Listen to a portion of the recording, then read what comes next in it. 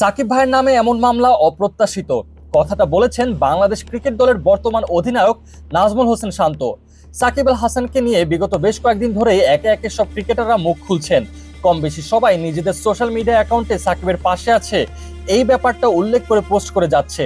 আর এবার স্বয়ং অধিনায়ক নিজেই সাকিবকে সমর্থন জানিয়ে ফেসবুকে সবার সামনে নিজের বক্তব্য পেশ করলেন।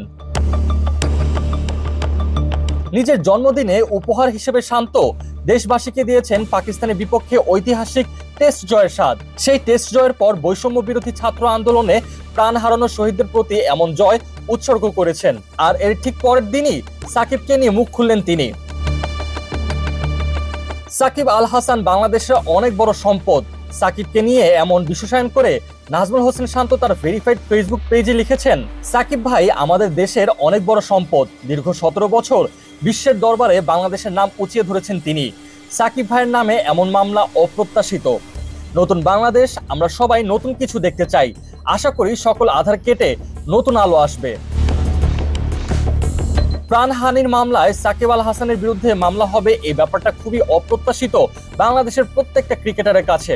বলার অপেক্ষা রাখে না, সাকিব আল হাসান তার জীবনের সব থেকে বাজে সময়ের মধ্য দিয়ে যাচ্ছেন। এর আগেও সাকিবকে বাজে সময়ের মধ্য দিয়ে যেতে হয়েছিল, তবে সাকিবের যে মন মানসিকতা তাতে খুব সহজেই তিনি সেখান থেকে বের হয়ে আসতে পেরেছিলেন নিজের পারফরমেন্সের উপর ভর করে। কিন্তু এবার ব্যাপারটা হয়তো কিছুটা ভিন্ন।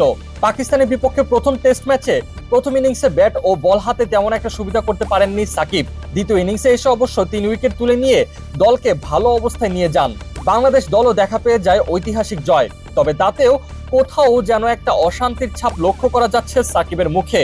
আর সাকিবের এই ব্যাপারটা হয়তো বুঝতে পেরেছে তার সাবেক ও বর্তমান সতীর্থরা। রুবেল হোসেন থেকে শুরু করে শরীফুল ইসলাম, বলতে গেলে কেউই বাদ রাখেনি সাকিব আল হাসানকে সমর্থন জানিয়ে ফেসবুকে পোস্ট করার ব্যাপারে। সাকিবের বিতর্কিত ক্যারিয়ারে এই প্রথমবার এমন একটা সময় এসেছে যখন তাকে সাপোর্ট দেখানোর জন্য রীতিমতো সাবেক ও বর্তমানে খেলা বেশিরভাগ খেলোয়াড়রা সরাসরি সমর্থন জানাচ্ছেন সবার সামনে।